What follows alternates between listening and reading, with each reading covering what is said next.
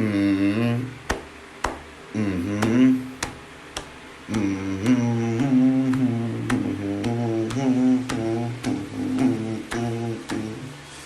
Hey guys, this is Frozen Things Studios here, and welcome back to another movie review.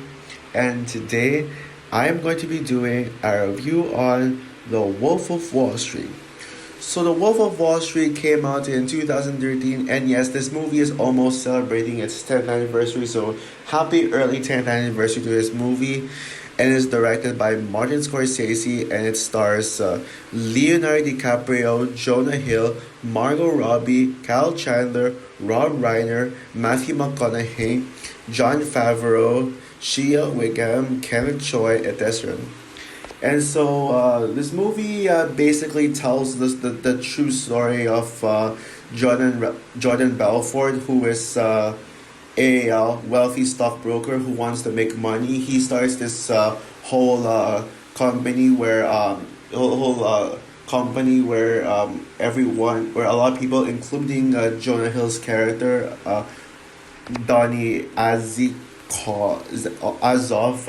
works for him. And so yeah, Jordan becomes this rich, famous, fame and glory person. He has a lot of girls attracted to him, including Naomi Lapadilas, played by Margot Robbie, who eventually marries Jordan Belfort.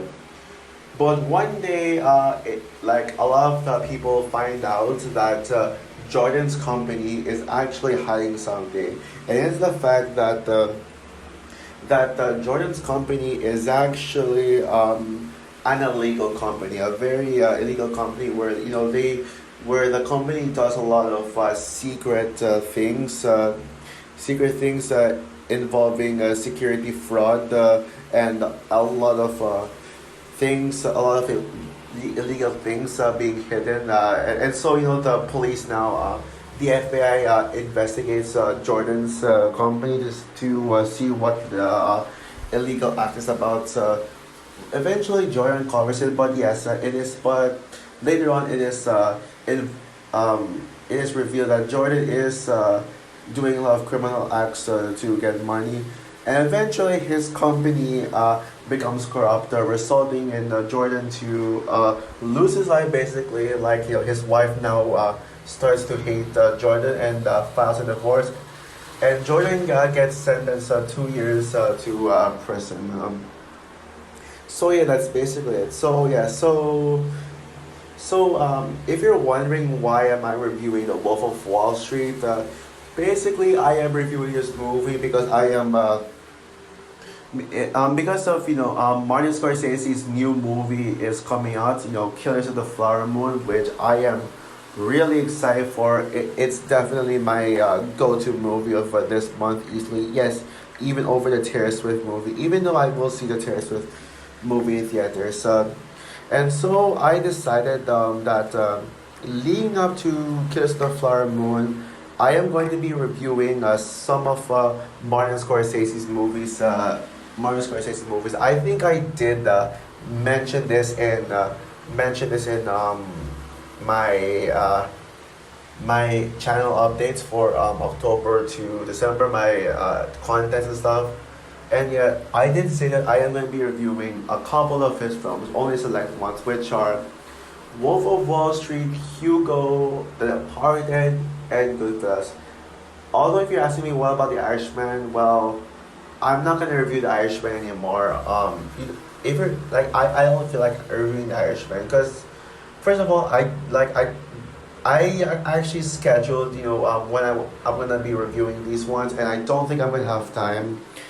Because first of all, it's usually hard for me to have enough time to watch a 3.5 hour long like that movie like that, and I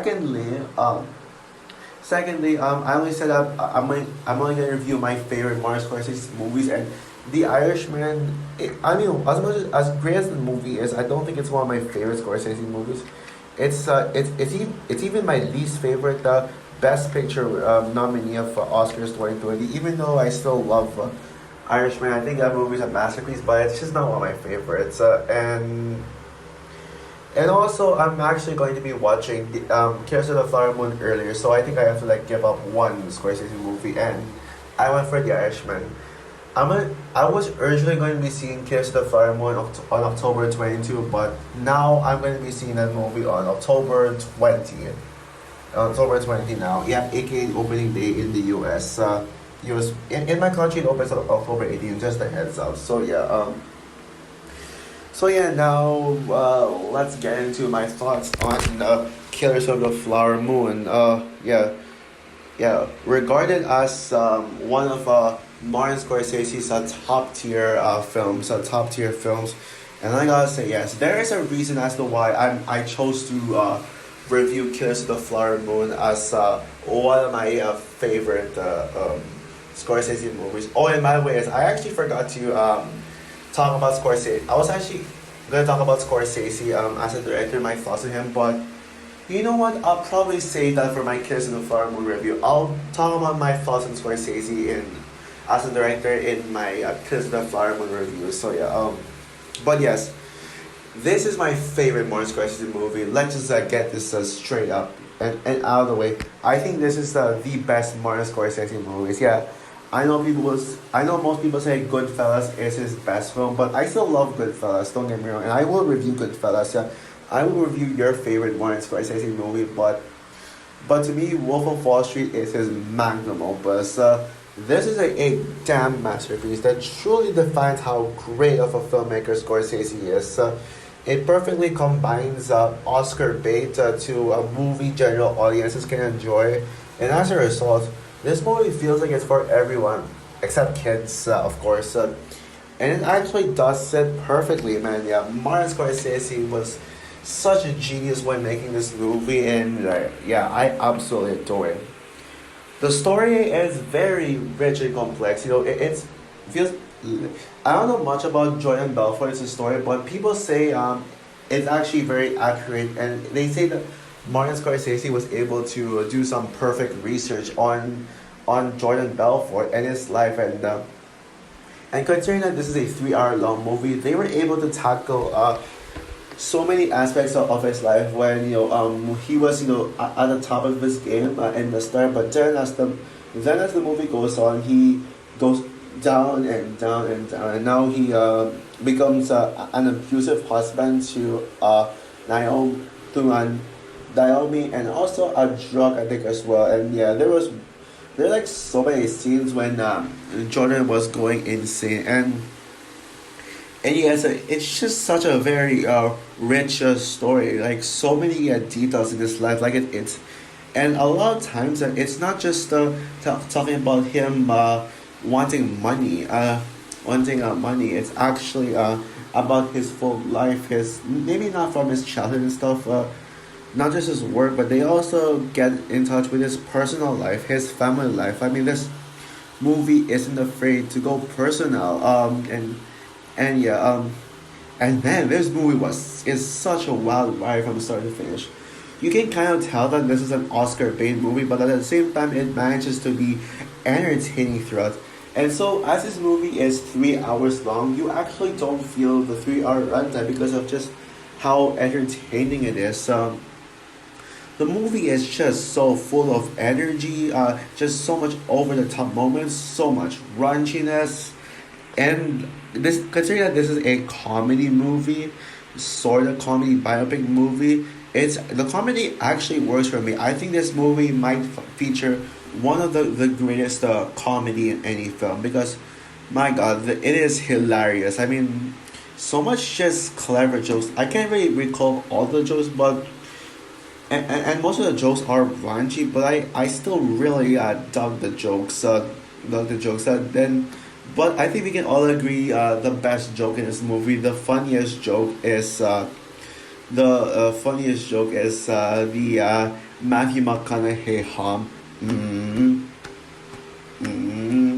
Yeah, like what I did in the intro. Basically that. Yeah, that is such an iconic scene at this point. Yeah, like every time someone would mention the name Wolf of Wall Street, what they think of when they think of the title is.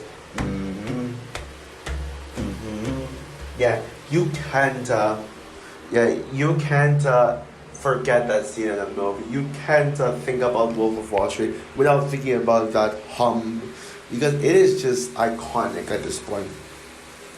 And but I think probably my favorite aspect of this movie has to be the performances. The performances are truly what makes this movie electrifying and entertaining, because the performances themselves are very entertaining and just such a thrill, right? Well, yeah. Most people, rave about Leonardo DiCaprio. I absolutely love Leonardo DiCaprio. He should have won Best Actor at the Oscars over Matthew McConaughey in Dallas Buyers Club. Well, thankfully, Leonardo DiCaprio did win an Oscar with The Revenant, which was as great as, of a movie that was. I think Leonardo should have won with this movie first, because um, I don't think The Revenant is one of his best roles in my opinion. It is he's great, but I think there are better ones out there. And man, yeah, he was completely robbed. And also Jonah Hill, man. Jonah Hill, like, he actually got an Oscar nomination for Moneyball. I remember. So yeah, Jonah Hill, man. He's such a great guy. I mean, I haven't forgotten Jonah Hill. Oh yeah, and also Jonah Hill. He did get an Oscar nomination in this movie. I actually almost forgot that he did, but he actually did. Yeah, he actually did that to me. And yeah, Jonah Hill was great, and I know most people would know him as Titan, and Titan may be one of his better roles, but to me, I think this is his best performance right here. Yeah, man. Jonah Hill is a lot better than I actually thought he would be. And also, like, there are also some really great minor roles, Kyle Chandler, who plays this FBI agent. I think this is Kyle Chandler's best role. Rob Reiner, who is also great. John Favreau, who I actually keep on forgetting that he was even in this movie to begin with. And also Matthew McConaughey, with especially with the Matthew McConaughey had that one scene straight right there. But I think you probably would have guessed by now who I think is the standout of the movie and the best character in the movie. Margot Robbie as Naomi LaBagheera, Jordan Belfort's wife. I mean, my God, Margot Robbie. Margot Robbie. I mean, wow. I mean, what can I say?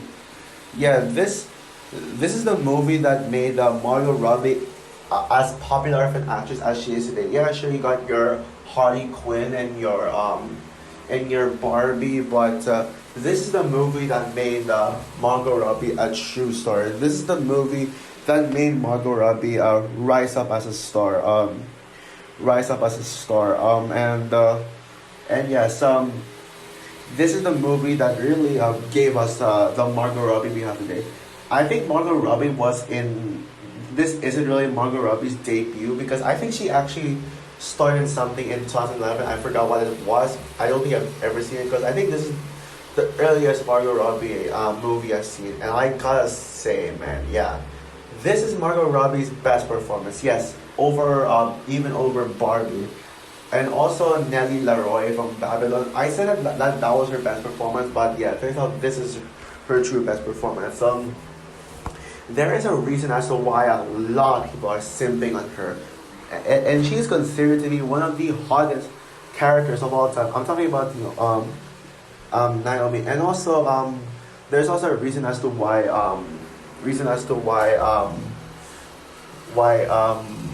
Margot Robbie is considered one of the hottest actresses in Hollywood, and she's most certainly in my top 10 favorite actresses of all time list, because Margot Robbie just rules, not just with her look, but with her acting as well. My God. Yes, Naomi is hot, and I would say that she is actually tied with Haley Steinfeld's character Petra from Ender's Game as my crush of 2013. Although I personally give the slight edge to Naomi, even though I'm more of a Haley Steinfeld fan than a Margot Robbie fan, I give a slight edge to Naomi if I were to choose one of my one that I can say is my true crush in 2015. Mainly because Naomi was in a better movie, despite the Ender's Game being underrated, being an underrated gem. And yeah, yes, I absolutely love Margot Robbie. Her acting in this movie, like especially when she's pissed, when she has these anger issues, man, they really get on your skin. Get on your skin, and yeah. And there's so many like just great moments as well. I think I already mentioned the. Yeah, I'm guessing that there will be a lot of people who would say that that is the best scene in the film. And maybe you might think that maybe my favorite scene because I keep on doing that impression. No, it's actually not my favorite scene. That is actually my second favorite scene in the film. Second favorite scene. Yeah, my true favorite scene in the film, that I think the best scene in the film to me has to be the third act, the Jordan and Naomi argument fight scene in the third act, the breakup. Yeah, that is probably the best breakup scene in any movie I've ever seen, and probably the best couples argument scene. Yes, even over the one in Marriage Story, where I know a lot of people say that the Marriage Story argument between Adam Driver and Scarlett Johansson is the best couple argument scene, but yeah, those like you probably haven't seen both of us because oh my goodness, like that Jordan and Naomi fight really got under my skin and on the edge of my seat, man. I mean, I was actually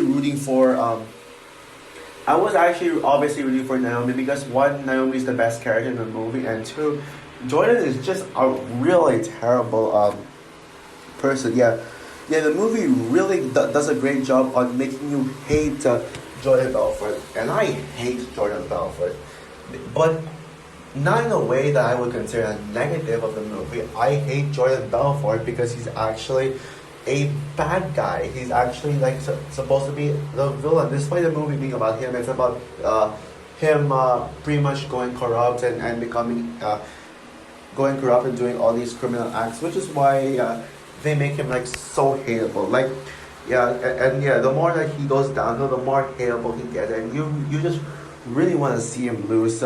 So yeah, I think Naomi is the true hero of the movie, and that argument scene is the definition of pure acting gem right there. Just that scene alone is really what made Leonardo DiCaprio, what made this Leonardo DiCaprio's best performance. And yet, I think this is Leonardo DiCaprio's best performance. But let's be real, almost everyone who's seen this movie says that this is Leo's best film that he's ever made. So it's not really a surprise, but and yeah, like that, yeah.